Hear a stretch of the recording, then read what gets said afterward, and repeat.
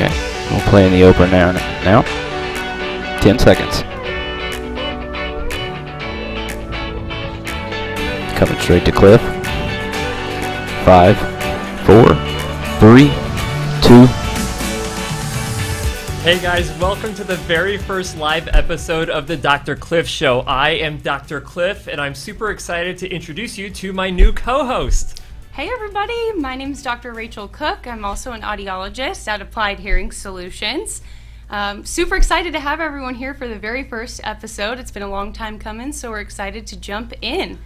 Absolutely. With that, I'll ask you the very first question of why did you start this in the first place? Yeah, that's a good question. So, as you know, and as a lot of you may know, is that I started the Dr. Cliff AUD YouTube channel about 5 years ago. I've been putting out really structured videos, educational content for individuals with hearing loss to learn more about their hearing loss and their hearing loss treatment options.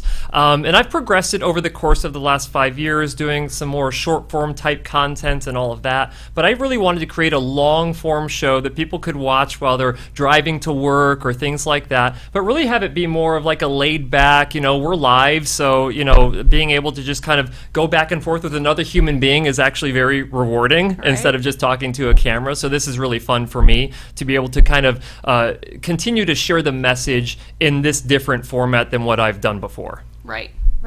Well, we're super excited. I know I'm super excited. Like I said, it's been a long time coming, and we're here in the studio today, and hopefully everyone likes it because we've been working really hard on it. So, absolutely. I'm going to walk us through kind of the lineup for today's show since it is our first one. Today's going to be pretty foundational in that aspect. We're going to be reviewing what is an audiologist.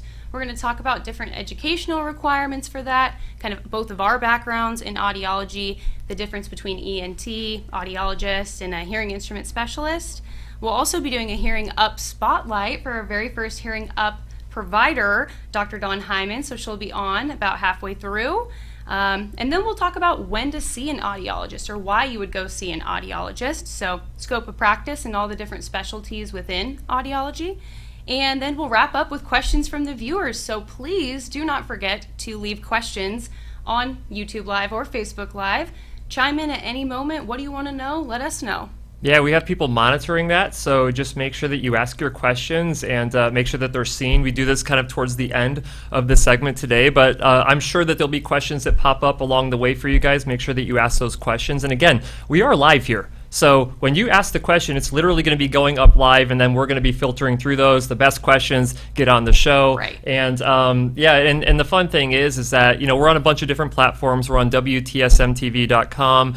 We're on Facebook Live. We're on YouTube Live. And then we're going to be on podcast as well. So wherever you guys listen to your podcast, make sure that you go and find us on there. But keep in mind that the show is done live. And so after the show is over, that's when we will take them and actually put them on to a podcast platform. Right.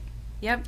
Awesome. Okay, well, go ahead and let them know about our very first sponsor. That's right. So one of the ways that we're going to be able to make this show happen, and the way that we can prevent it from being just a bunch of commercial spots that are interrupting the show the whole time, we're going to be plugging a few sponsors inside of our show. Now, the sponsors have been gracious enough to basically help us actually do this show, and if it wasn't for the sponsors, this show would not be possible with the production value of what we've got going on here. And now you can see all of our sponsors up here, but the first one I want to talk about today is Resound. Now, you may have heard about this already, but Resound just announced the release of their new Resound Omnia hearing aid like yesterday. And I'm still finishing up my review of the Resound Omnia hearing aid, but the thing that's important about this device is that it addresses the #1 hearing challenge that most individuals have who have hearing loss, and that is hearing and background noise. So what they've specifically focused on with this hearing aid is to try to cut through the background noise to give you better speech understanding.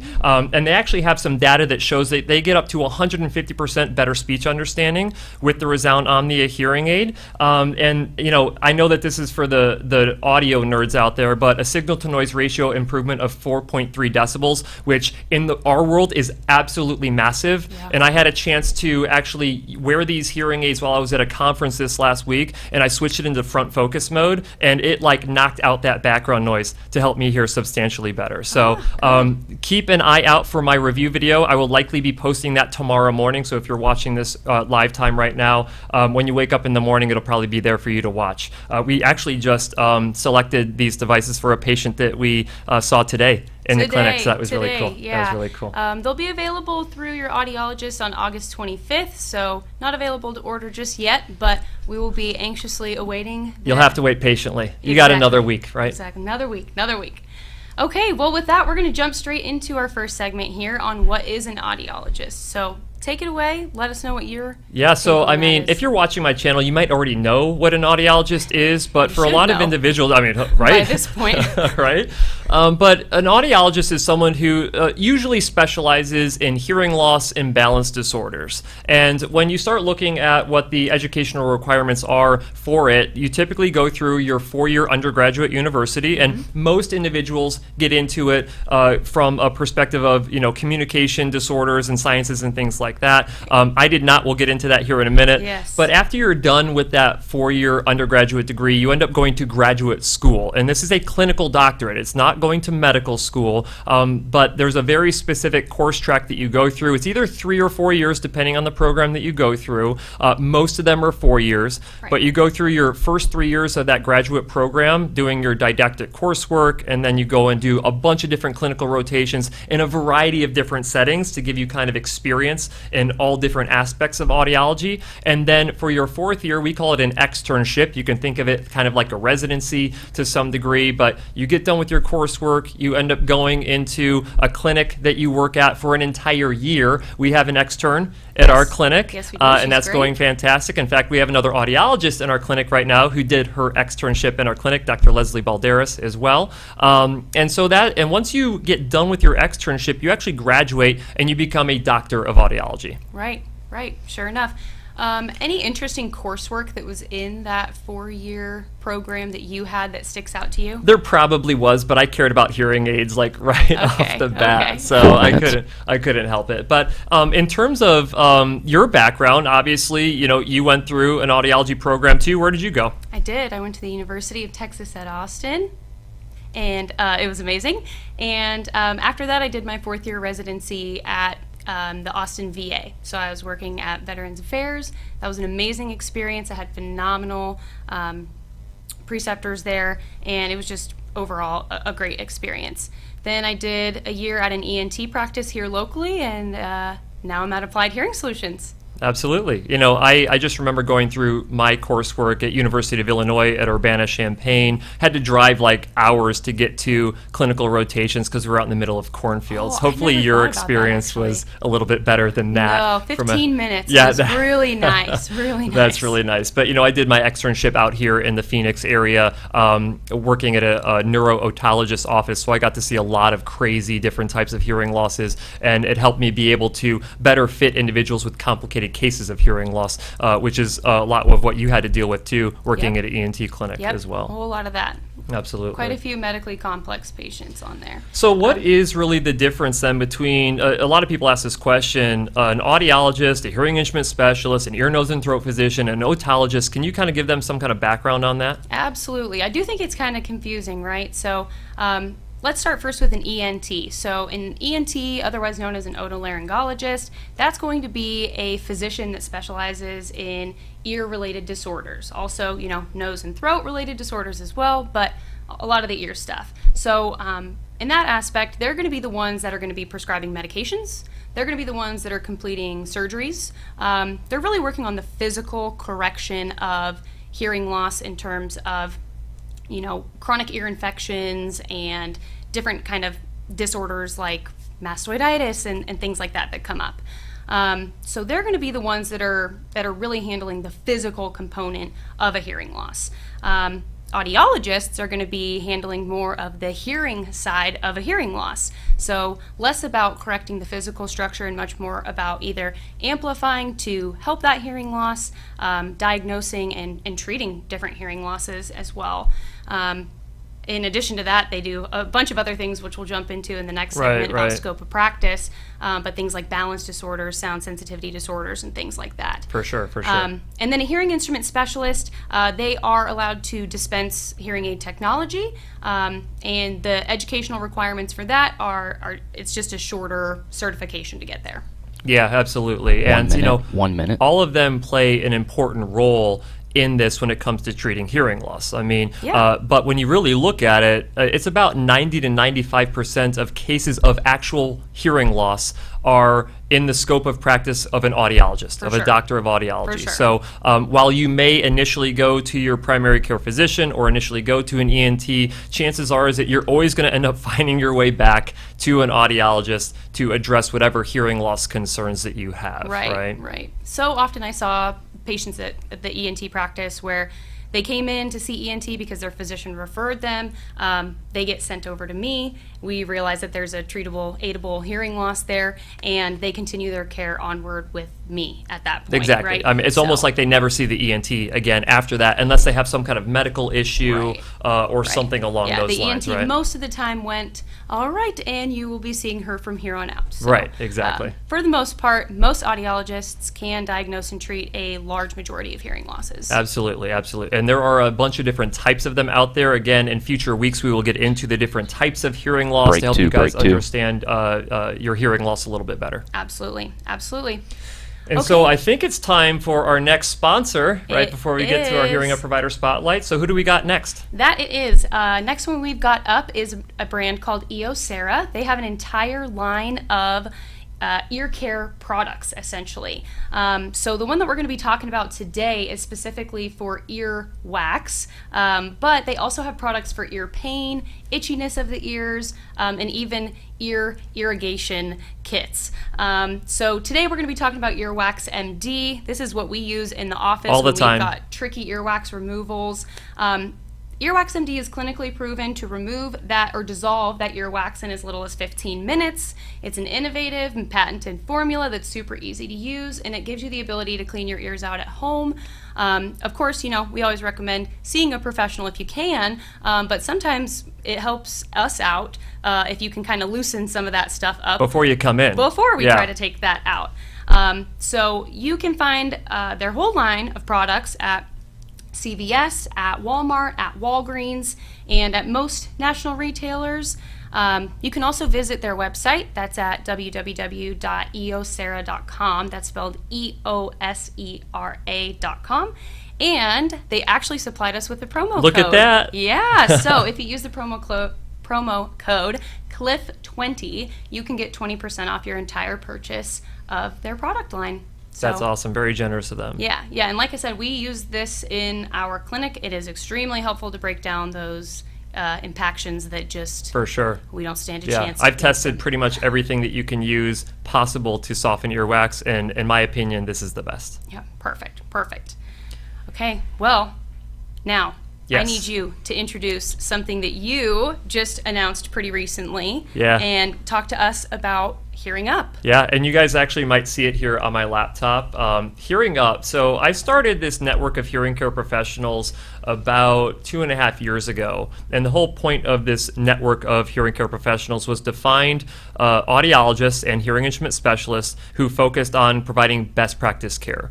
And so we'll have to do multiple segments of what best practice care is, but when it comes down to optimizing your performance with hearing aids, finding a hearing care professional who follows best practices is the absolute best way to do it. Yeah. And so I have these providers go through an entire vetting process. All of them are 100% committed to following these best practice protocols inside of their clinics. And so, it really just made sense because I was getting inundated with so many emails and phone calls from people all over the world, really, who were asking, where can I go in my local area to find someone who does all the things that you talk about on your YouTube channel?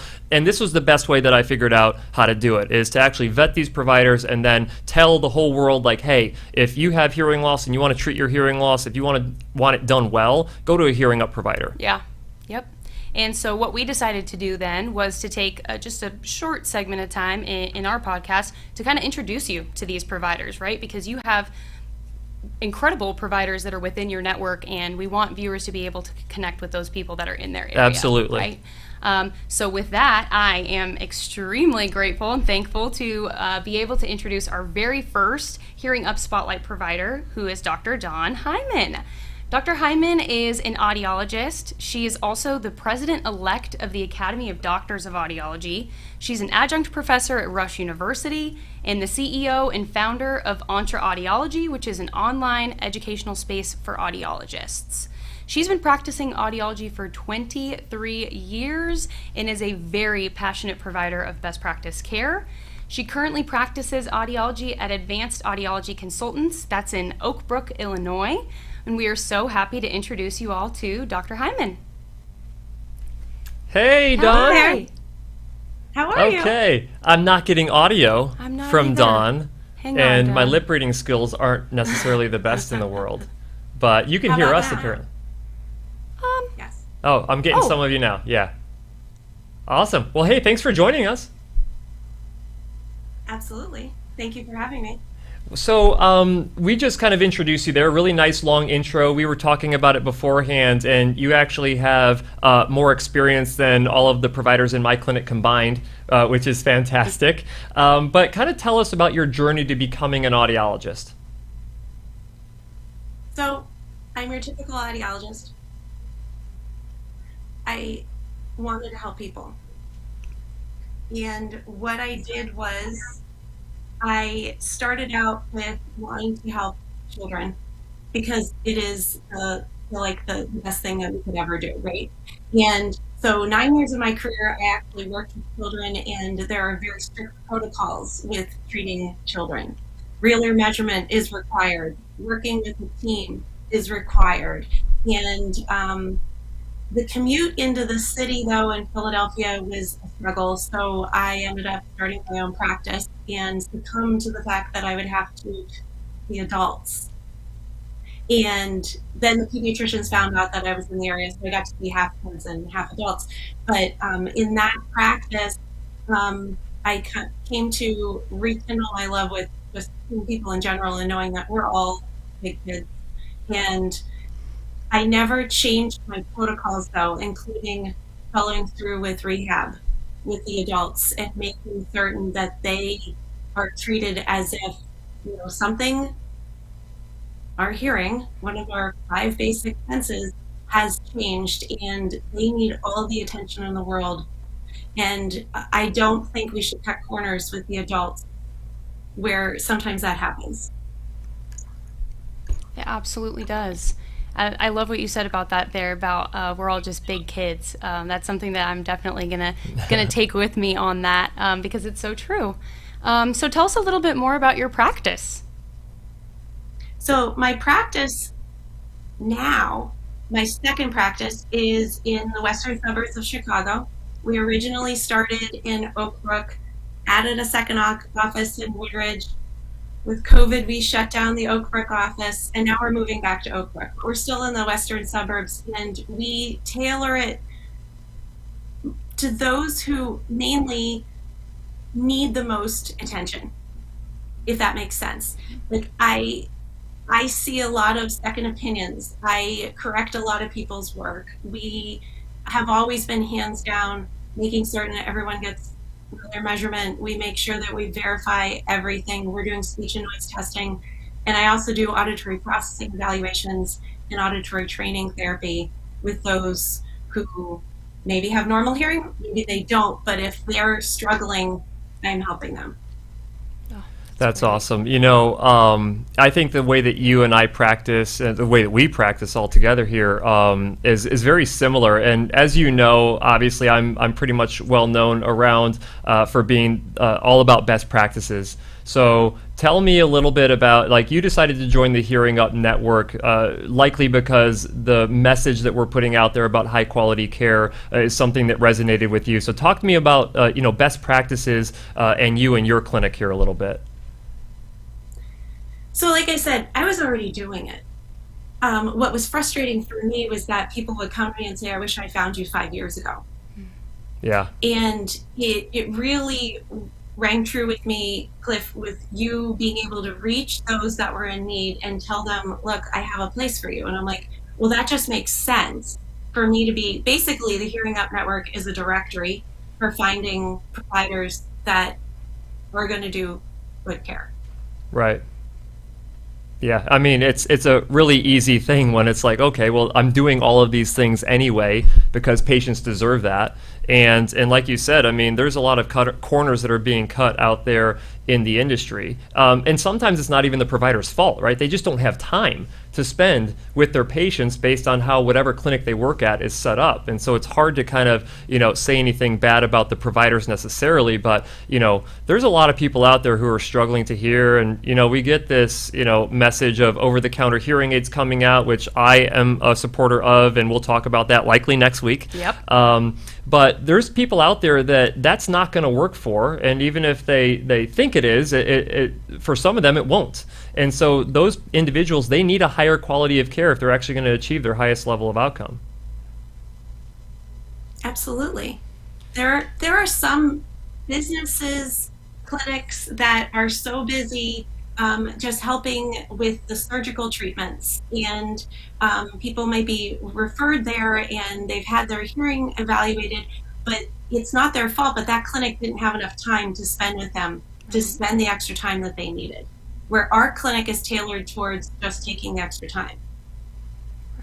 I really think that if we're talking about the potential negatives of best practices, that would be it. I mean, there's a time commitment because there's a lot of stuff that has to be done if you're going to actually end up doing it the right way. Yeah. And if you don't have time to do it, you don't have a choice. You have to start eliminating things that will reduce the performance benefit of a user of hearing aids. And while that's unfortunate, it's just how things work. And so, with the whole, Hearing Up Network, and why we want to highlight the providers inside of the Hearing Up Network, because they are the providers. You are one of the providers who has committed to actually doing things, no matter what, the right way for every single patient who comes in your doors, and we appreciate you for that.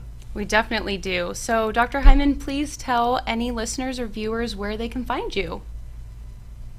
Where they can find me? Well, I am Hearing Dr. Dawn on Instagram, and we also have a podcast that is called the Hearing Wellness Journey Podcast. It is stories of people who have hearing loss.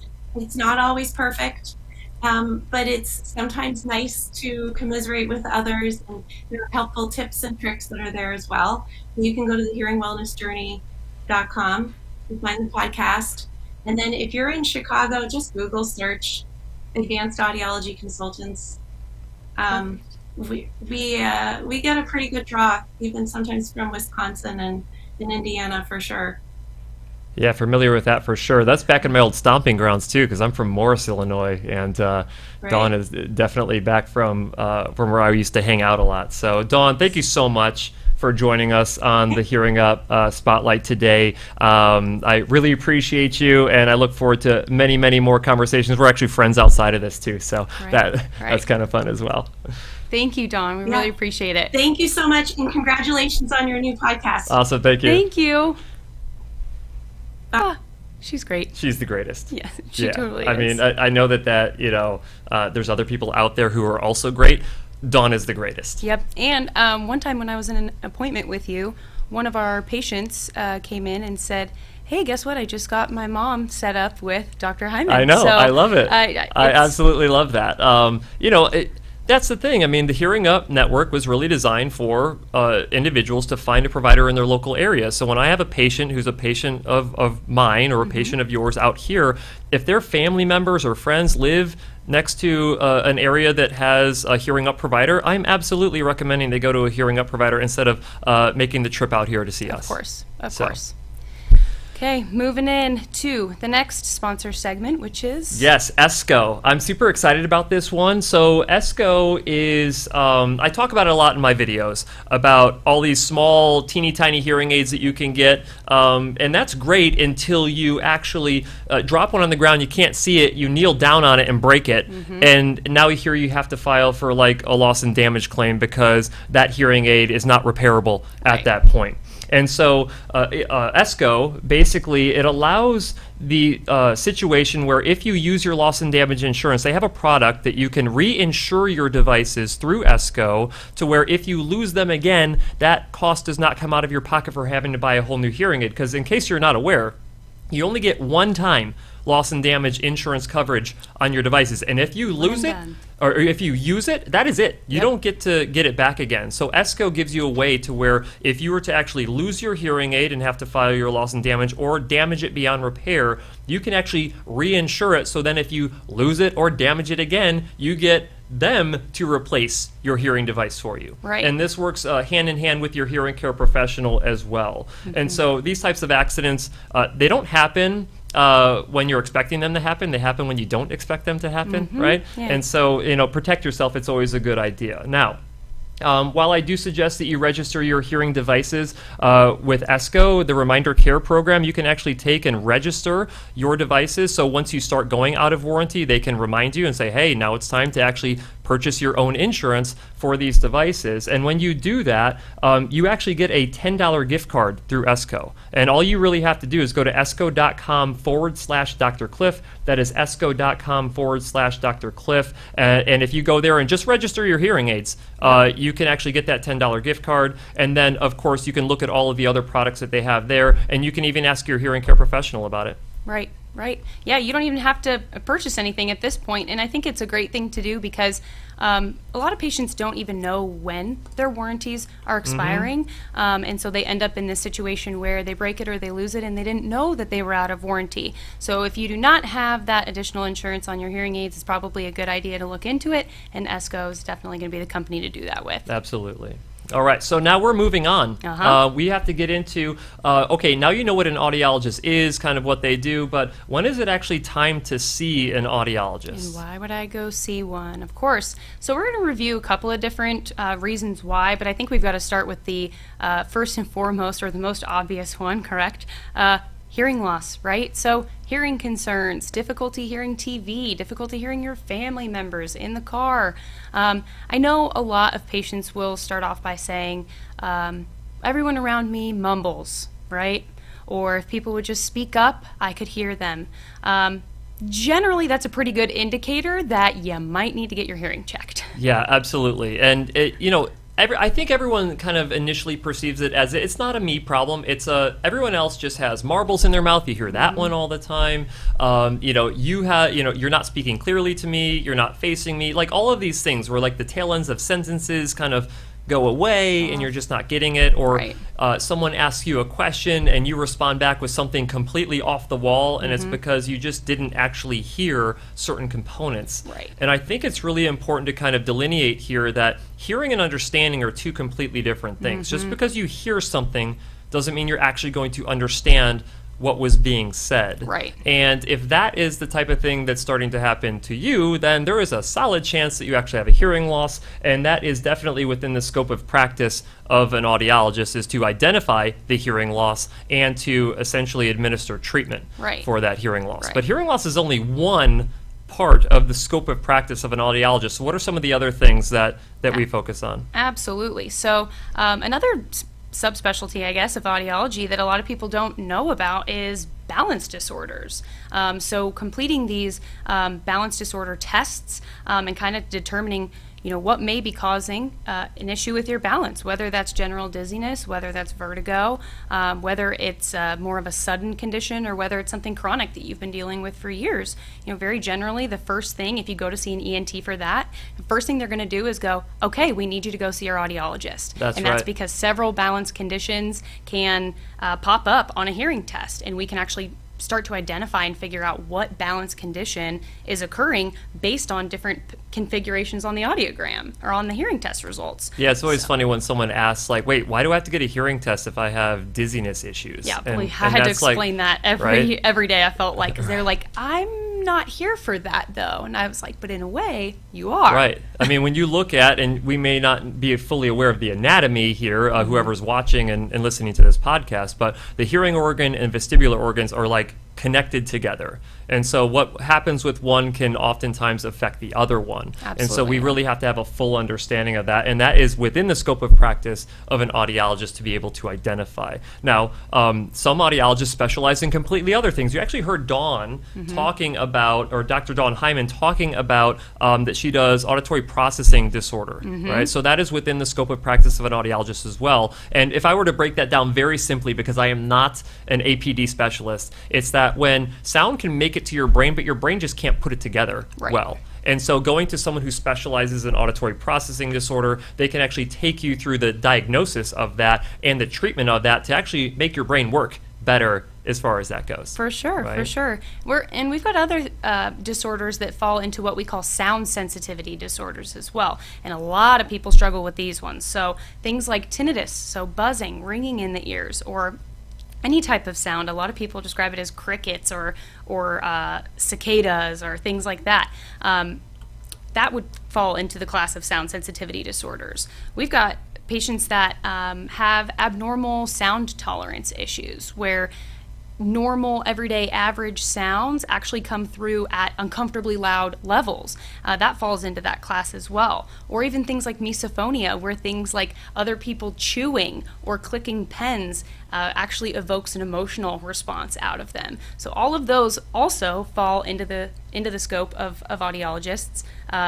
Most of the time they need to have some sort of specialty in that realm, just because these are very, very hyper-specific conditions, but they're out there. Yeah, for and sure. oftentimes when you have hearing loss, you can also have one of these other conditions that can crop up or can be identified during this testing process. I mean, we see it with tinnitus all the time, or tinnitus, however you guys want to say it, right? But this ringing and buzzing in the ears happens a lot. And that's something, just because we specialize mostly in hearing loss and tinnitus at our clinic, that's the stuff that we see the most of. But you can really get into some off-the-wall specialty areas like intraoperative monitoring, where you actually have an audiologist going into an operating room with a surgeon who is doing some kind of brain surgery or something like that, and actually monitoring brain waves of that individual. Like, an audiologist is the specialist who focuses on that too. So things that you wouldn't even think about, you know? Right.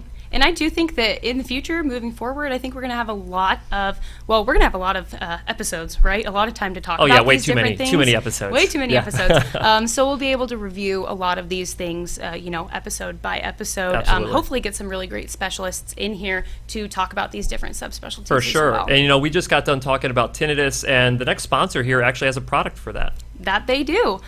So it's actually a product that I use myself and use at home every single night. And if you have tinnitus, you already know that tinnitus can very greatly impact the quality of your life, particularly the quality of your sleep, because the volume of your tinnitus might get louder in those quieter environments. So a lot of today's hearing aids incorporate sound generators within them to try to alleviate some of that. But a lot of people don't wear their hearing aids to bed, right? So then the question is, what do I do?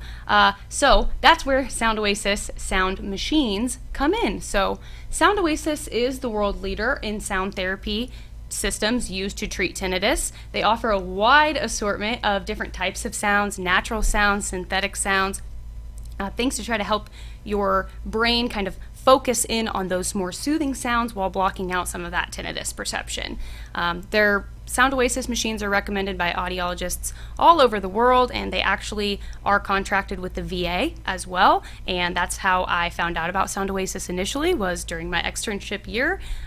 They set me up with a little sound speaker, actually this one right here. I was actually surprised with how small it is. I know, it is. You can travel with that. You can have it at home. It's rechargeable. It's not big and ugly like a lot of them are. No, that's perfect. It's perfect. And I absolutely love it. And like I said, I use it every single night, and I recommend it to patients all the time.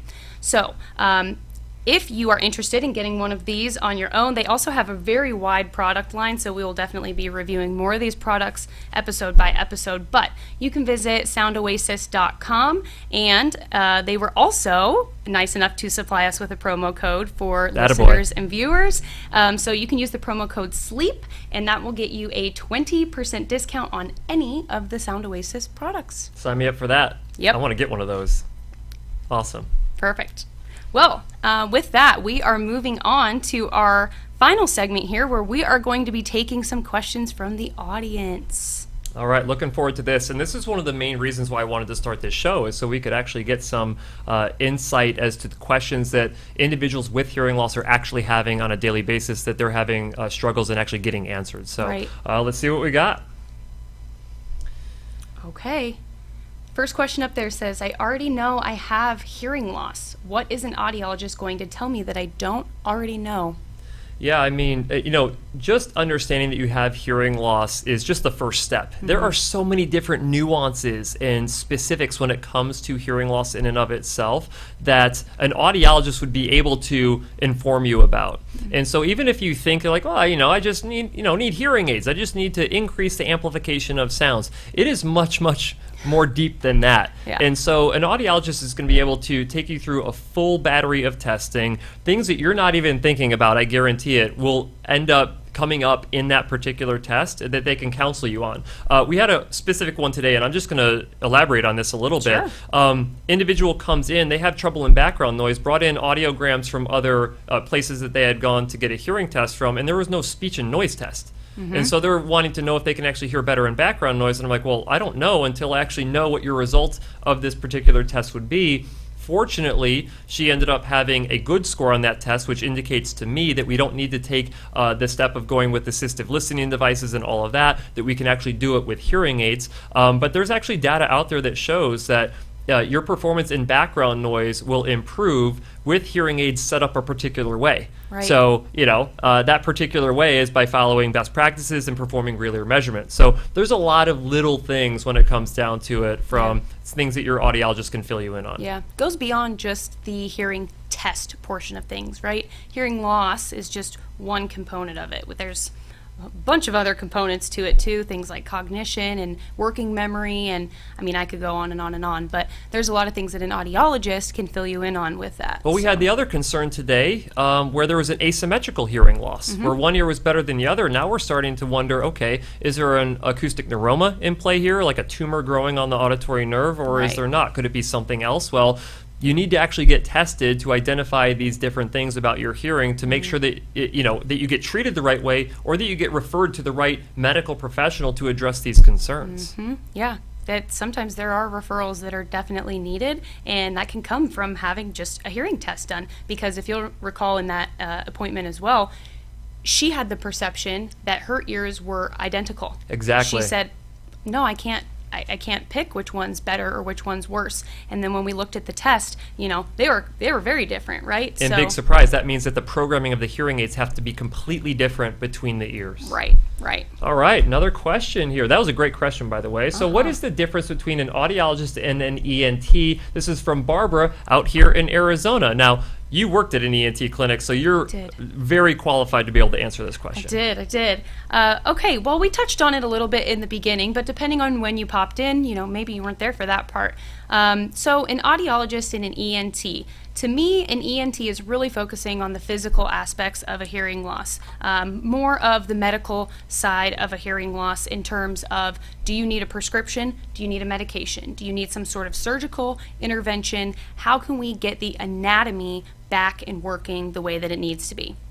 Some ENT physicians also go a step further, and they might be the ones to do a bone-anchored hearing aid surgery or cochlear implant surgery when there's a hearing treatment that's needed that is a surgical treatment. But after that, when they're done with that surgery, they hand you off to who? They hand you off to the audiologist. So audiologists are definitely going to be the primary, professional to work with when there are communication difficulties, when there are hearing losses, for the diagnosing and treatment of a large majority of hearing losses. Sometimes too, ENTs will say, we can probably fix this, but maybe they don't want to do surgery because of other comorbidities or other health conditions that are going on. And so in that moment they say, okay, we don't really want to do surgery. Guess what? You can get fit with hearing aids for that, right? So sometimes they'll do an intervention if it's needed and if they can, but if they can't, then they'll be seen by an audiologist. And a large majority of patients have hearing loss that is sensory neural in nature, which we'll go into in future episodes. But that's something that can't be corrected by medication, and it can't be corrected by surgery, and it has to be treated with hearing aids. Absolutely. So. You know, and I always like to say that there's a higher likelihood of you inviting your audiologist to your wedding than your ENT, because you spend an immense amount of time with your audiologist compared to your ENT. Yeah, I feel like by the end of treatment, I am just such good friends with all of my patients, because we spend hours and hours and hours, you know, together and learning about them and about their lives. So absolutely. That was a fantastic question as well. Great question. All right, I think we got another one here. Oh. Okay, so will hearing aids really help me, or will it just be a lot of noise? Well, I have to say that it really depends on how those hearing aids are fit and programmed. Totally. There are different hearing aids out there that are better than others when you really think about it. I mean, we just got done talking about Resound and their product, about how it's specifically designed to try to reduce background noise as much as possible to increase speech intelligibility. But you don't even get that benefit unless you have a hearing care professional who's actually going to follow, guess what? Best practices when fitting you with those devices. I don't know how many patients that we see on a weekly basis that come in and they have hearing aids already, and they're good hearing aids. Yep. But they're like, I just cannot function in a background noise environment. And so what do we have to do? Well, we have to do a whole variety of different things from a testing standpoint. We do a lot of digging. Right, checking out the diagnostics of the hearing aids, and then we have to go and actually do a verification measure of the hearing aids while they're wearing them to determine how these hearing aids have been set up and why are they not getting the benefit that they were expecting from a hearing aid perspective. And it's one of a couple of things. The first one is that they potentially might not even have the capability of having an extreme amount of success with hearing aids, and they might need to go and get a consultation for a cochlear implant. Right? It could be that the hearing aids are malfunctioning, and that's the reason why the hearing aids. Because when you start looking at percentages of hearing care professionals who do test box measures to evaluate the diagnostics of a hearing aid, we're talking probably less than 20% do that, right? I think that's pretty gracious. Yeah, and that's probably well, pretty gracious, right? Yeah. You probably have less than 20% that even own the equipment, let alone use it, right? Yeah. And then once you confirm that the hearing aid is actually functioning properly, now we have to check the programming. And 9.9 times out of 10, if they're struggling with their hearing aids, is because the hearing aids are not actually programmed correctly to their prescription. If you over amplify sounds in certain frequency ranges that you do not need more of, you are going to increase your background noise perception. However, if you program a hearing aid properly throughout the entire frequency spectrum of your hearing loss, then it typically results in a better outcome. Right. I think if you are in hearing aids currently and you feel like the only thing that they're providing you is a bunch of background noise, something's wrong, right? These hearing aids really should be helping you out in a variety of situations, and it's extremely important from a patient standpoint. You know, make sure you're following up with your audiologist. We don't necessarily know what we don't know, and that's why it's very important that we have a very structured follow-up process where we see patients over and over and over to ensure that things are going well. But we had a patient a couple days ago who told us point blank, I went in once and they couldn't get it right, and that was it. They've sat in a drawer since then. Right. And that's a very, very expensive nightstand decoration. So that's for sure. Yeah. So if they are only doing a bunch of background noise, you know, follow up, right? Go back in and at least find a professional that's going to be willing to really make sure that those hearing aids are programmed the way that they need to be. And that's the thing. You really should understand from a self-advocacy perspective, you should know what's going on with your hearing treatment. Your hearing care professional should be explaining everything that's happening while they're doing it, so you have a concept of what they're trying to accomplish. And I tell this patients all the time, you will be a better hearing aid user if you actually understand what we're trying to do with the hearing aid. Absolutely. For sure.